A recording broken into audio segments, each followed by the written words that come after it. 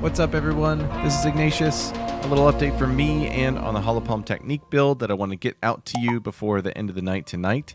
So if you've been following my posts and announcements, I lost internet, quite sadly, 3 days ago, and really have not been able to play at all. But finally got back on tonight. I just played for about 4 or 5 hours and was able to kind of get caught up, at least into mapping. And so I have a nice update to push to the build guide, and of course in this video. Overall, the build was incredible for the campaign. I mean, I think I swapped like in Act 2, slightly before Jamanra, wrecked all the way through Act 4 without even blinking. The Act boss of Act 4 did one-shot me a few times, and then I realized if I just spam Bell, he dies. The Interlude was a joke. It's like almost all bosses, and this build just absolutely crushes bosses. I think I had died in Kari Crossing. Its zone is ridiculous. Worst zone they've ever made. The summer interns were hired to build that zone. And then did not die again through the rest of the Interlude. Just killed everything. It was so smooth. In the endgame and mapping, I have been making some optimizations to make mapping a little bit more fluid, a little bit faster, and to make the character a little bit less prone to dying. So that's what I really want to focus on in this video. And then at the very end, I'll talk a little bit about where I'm going to go with the build in case you're ahead of me and you're trying to optimize. There's some stuff there that might be helpful. All right, so mid-mapping, what tweaks have I made to my approach for mid-mapping? Well, the biggest one is that my focus is on Stormwave and is the build as a projectile delivering build primarily. Now, Ice Strike is still important. It's still how we clear bosses. Ice Strike plus Bell is how we clear large mobs, especially in the abysses. But yeah, this right now is a Stormwave build, and I did not know it was going to be like that when this season started. And Stormwave is very, very powerful. So that's been one huge adjustment. The other is that we simply cannot switch over to crit until we're in the high end game. I know I had written that in all my guides and I had said it in all my videos leading up, but it's just proved out to be true. The reason I had to revalidate it for myself is because Holopalm has been such a good build for the campaign, which I did not anticipate. I whiffed on that. I didn't know they were going to give us this much flat damage. It's crazy. But even though it's been great in the campaign, we are not ready to switch over to a crit-based build until we get to the highest level of gear. We need item level 84 gear. We need triple prefix on evasion and ES in our pieces. All that stuff to make this thing scale and to make this thing kick. But right now in mid-mapping, its survivability is great. Its clear speed is pretty good.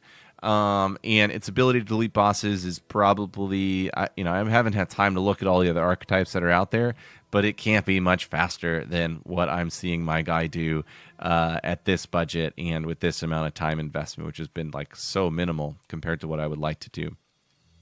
All right, let me get a rundown of where my build is at, what gems I'm running. I won't spend too much time on support links because they're going to be updated in Mobalytics tonight. I'm going to do a full, fresh update of where I'm at, but I will talk about how I'm using these skills, and I'll call out a few support gems that I don't see a lot of the other Holopalm builds running that I think are really good. So in Stormwave, the two that are standard are Armament and Rapid Attacks. The two that I love are Branching Fissures and Rage 3. With Rage 3, we have more attack speed modifier. This is the old like Rapid Attacks when we're not at maximum rage. And then if we hit maximum rage, that goes away, but we're at maximum rage. So it kind of is this really cool counterbalancing effect where while we're building rage, we have incredible attack speed, and then we hit max rage and we have more damage, which also helps with how our mana like drops and goes up. Branching Fissures, a lot of people are running the other one. I can't remember the name of it. Here it is, Upheaval. Upheaval basically gives you like 2 proj on your Stormwave. However, it reduces the attack speed and damage. Fissures gives you a branched, kind of like a chained fissure at the end of your initial fissure, sort of branching off the sides of it, but only the fissures deal less damage, and you have no reduction to attack speed. And you can see these, well, let me throw one this way. You can see the fissures kind of branching off there, and that's what this is doing. So it's nice for clear. It's very nice for clear. Ice Strike, pretty standard. Bell, pretty standard. Falling Thunder. So this is our clear for bosses, especially for content like if you're going into Sekimas or you run a map that has a boss in it. Ambrosia is a really important gem to call out because this is based on your mana flask charges that you have. So you want a flask that has 50% or more increased charges in order to capitalize on the power of Ambrosia. Fist of War 2 is incredible. We get an ancestral boost on this skill, just like always, because we're only using it for bosses. And then Salvo gives us additional proj. Now, I'm about to do my third trial, and so I have the sacrifice swap set up. And for my third trial, when I get to the boss, what I'll probably do is come over here, swap out Herald of Ice, because Heralds don't do anything against bosses. And then I'm going to weapon swap, and I'm going to get all these minions, because I've ticked up Skeletal Warrior to the max on the weapon swap, and I have sacrifice. Now I'm going to manually Profane Ritual these minions, and get my 7 power charges. There we go. And now Falling Thunder is completely boosted. So if you haven't looked at the text of Falling Thunder, we get 50% more damage per power charge consumed, 3 projectiles per power charge consumed. I feel like they're going to have to change this. This 50% is going to go to 70% when we get it qualityed, and 100% more damage if a power charge was consumed. What I've seen in my endgame calculations in POB is that this will end up doing 90 million damage when we hit the final endgame. Right now, I don't know exactly what it's doing. I'm guessing it's like 500k or something. But yeah, so, oh wow, they went away even though I paused. Cheat game. So yeah, Profane Ritual, sacrifice, we get our 7 power charges, we have Ambrosia, our mana flask is juiced, and we go boom. Now, if you throw that boom on the boss hitbox, all of these projectiles hit the boss, and there obviously were so many of them. So that's kind of the bossing tech rundown. I think probably a lot of people don't know about that, and that makes sense. That was a tech from last season that still works if you run it in both weapon swaps. Herald of Ice, Herald of Thunder, both very, very standard. I am self-casting Profane Ritual in maps when I feel like it to proc Charge Staff. The Charge Staff with 7 power charges has about a 1-minute uptime, which is pretty good. And if you refresh it as it goes, like, it just kind of maintains. So yeah, if my skills aren't deleting minions in like 2 hits, I will go ahead and take advantage of Charge Staff. The Charge Staff also helps Ice Strike with some like dodging stuff. I do want to show one other like kind of skill in the maps, and that's Shattering Palm. Shattering Palm has incredible like travel reach, and so some maps I'm swapping it in there and just kind of testing out traveling around with that skill. Okay, that concludes the skill gems. Let's talk about the tree. So my adjustment to the tree has been mostly to like condense it and not focus so much on crit. Like I said, we're not going to be able to go crit early. And I am just speccing into power charges and using Charge Staff to get that extra DPS and movement and clear. Worth noting that Charge Stat is kind of a hack because it procs Innervate. You can't even socket Innervate into Herald of Thunder anymore. Don't know why, actually, based on the text of the gems. Seems like it should still work. But yeah, you can't, but you can put it into Charge Staff, and it does work. So that's really nice. And the other thing on the tree that's really important are these Herald nodes. These are so powerful because we're running Ice and Thunder. Or sorry, yeah, Herald of Ice, Herald of Thunder. That's 80%, and then 12 and 12. So this is over 100% increased damage in 3 nodes. Some of it's elemental specific, so it depends. But yeah, it's very, very big. You do notice I have a little bit more int on my tree than I need. I'm at 114 int.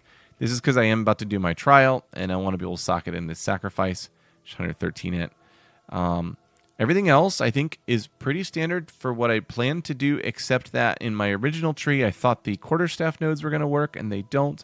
And I thought we would be able to go into crit sooner, and we can't, and we shouldn't. The last thing I want to mention is the power of Evasion. I've seen a couple of posts in my Discord of like, dude, I'm dying so much. What's wrong? And it has always been you don't have enough evasion. They changed evasion. We have acrobatics permanently that makes evasion super OP. For really, really cheap gear, you can get over 50% evasion, and you can convert some of that into deflect, which is really, really powerful. My deflection's at almost 40% now. That is so good. So yeah, eventually this is going to go north of 80%. I do think the Amazon is going to be like nearly unkillable, except for like occasional one-shots when we hit that margin. So yeah, evasion, so important. Okay, gear. So except for my rings, all of this gear has been picked up off the ground and slightly crafted by me. And the reason I can do that is because we really only care about two things. We care about evasion rating and we care about resists. So the helmet is 400 with 2 res. The boots are almost 400 with 2 res. The armor is 1,000. I have, just 2 cold gems in here. These should be iron runes, but iron runes are brutally expensive, so I didn't go for it. And then these gloves. So the gloves is the only one where the paradigm changes. We need flat damage and we need melee skills to scale our damage. So flat damage is when it says like lightning, fire, cold, fizz, and then plus the melee skills. If you can get attack speed on there, that's great. This has deflection rating converted. That's pretty good too. And then, yeah, ideally higher evasion here. I'd like to quality these up, but these are all kind of crap pieces of gear. The rings I did buy, 1 exalt each. On rings, you want 2 flat and 2 resists. This one was 2 flat, 1 resist, and that's because I saw that it had 700 accuracy or 600. What is it like? Math. 540 accuracy. So yeah, that was worth it. The belt is garbage. I don't know what to do with the belt slot. Totally weird. Amulet's garbage, just has some spirit. I'm not even using it. I have Deadly Herald in, so I truly am not using it. I could take it off. All told, if I were to come over here to Angie or Ange, whatever, and sell this out, I think it's like 6 exalt in gear. Maybe this armor is like 2 or 3, possibly. But yeah, I think I'm running around with a 6 exalt character and have cleared the campaign and am doing maps. So that's pretty fantastic. I'm very happy with that in terms of this part of the build. All right. Is there anything else to talk about from a build archetype standpoint? I don't think so. I think that about covers it. All right. So now I'm going to jump in and not too far along in the Atlas yet. I've cleared like 1 corrupted zone. Now I'm going this way. And I'll just kind of show you like some of the combat tactics under this strategy and maybe show you the boss. I might clip this up so that way it's not too much of your time to kind of get the feel for things. But yeah, it's pretty simple what we're going to do. We're just going to use Stormwave to clear the first wave. Then we're going to use Profane Ritual to get 7 power charges. And then we're going to juice up the Charge Staff and go back to Stormwave. The only time we'll use Ice Strike is if it's an incredibly large mob. We will dive in and get 4 Ice Strike hits to prompt a bell. We'll slam the bell down. After slamming the bell down, I will usually back out again and go back to Stormwave. Sometimes if I'm like, feeling really aggro, I'll just stay in there and stick it out. But yeah. Oh, cool. Looks like we have an Abyss right at the start. That'll be perfect because Abysses are super rippy. And if you're sick of dying, it's probably because you've died in Abysses. One thing about the Profane Rituals is that you can kind of cast them while you're fighting. Like while minions are running at you, you can just like kind of sneak them in. So we have 7. I'm going to go ahead and juice the Charge Staff, and now we're ready to rock. And you can see everything's dying in about 2 hits. Here's a rather large mob, so we'll dance in there, get the bell going, slam bell down, and back out. You see how that works? It's a really important strategy there, the bell slam. And it takes, be patient with yourself. It takes some practice to get it down really nicely.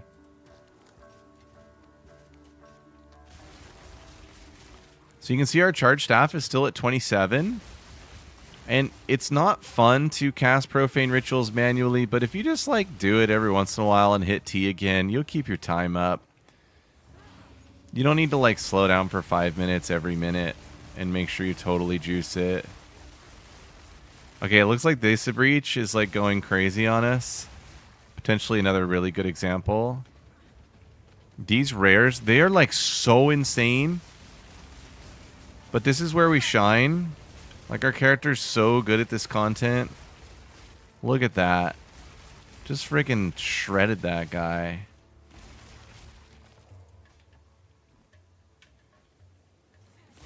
And the Abyss is where all the loot is too, worth noting. If you're looking for gear, it's in the Abyss. He's like buried everything in Abyss.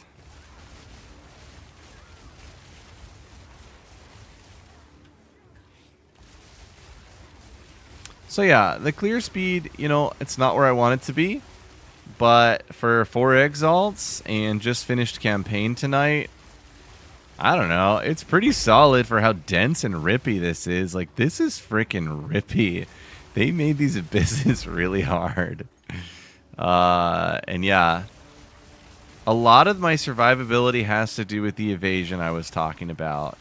We have acrobatics on evasion. It is super broken. So yeah, if you're dying a lot, just get some more evasion. Okay, I got an abyssal depth. I will probably cut the video, edit out the video here, and not show my whole abyssal depth exploration. I'll come back for the boss. Okay, I did finish my abyss. I found this cool thing. I'm not very familiar with the items yet, so it's kind of cool. It tinked. Yay. Now I'm coming up on this boss, and I don't have any power charges. Now, for a regular boss, you really probably don't need them, but if you feel like you do, you can always swap on the sacrifice and go do the thing. We're just going to go sprint in there and give it a college try, and we'll see how it goes.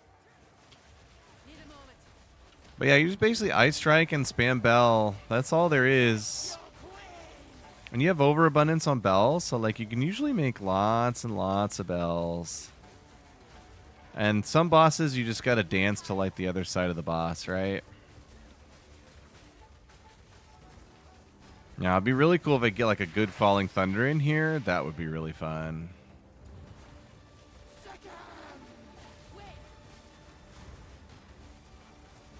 But yeah, it's pretty auto attack. Like just hold right click, boss die. Boom.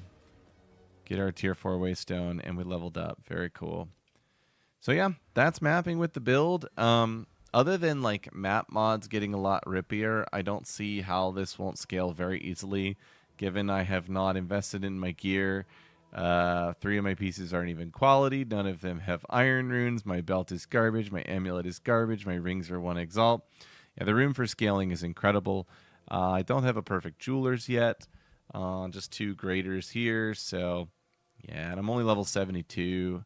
So I've got about 20 points, give or take, to go. I'm going to start scaling the crit a bit more. I'm going to go do my next Ascendancy and take Stalking Panther.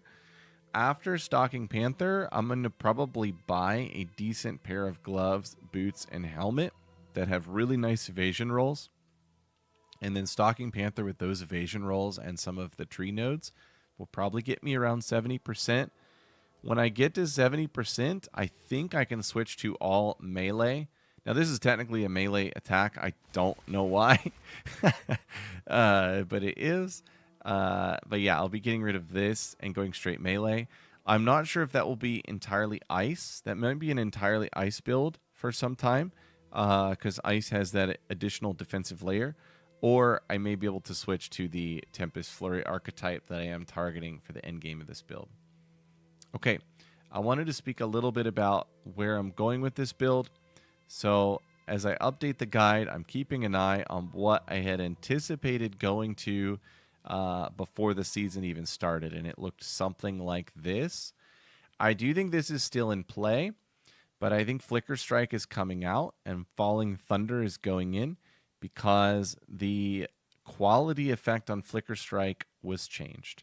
Now, I'm not totally sure about that. I may still give Flicker Strike a try, but originally the quality was going to be more damage per power charge consumed. And now it's just more crit hit chance, which is maybe okay, but we'll try it out. Probably Falling Thunder's going in here. Otherwise, I still think Tempest Flurry is the main clear. I still think Herald of Thunder is the only Herald, and everything else kind of works on its own with the cast on crit for power charges, the uptime on charge staff. We'll see on the Tempest Flurry and the quality of the clear with it. I don't think we get there until level 90 minimum. And that'll be the time when I'm interested in trying out some of these other armors I had thought might be good in this build. Trying out Acquire the Storm, maybe even the unique gloves.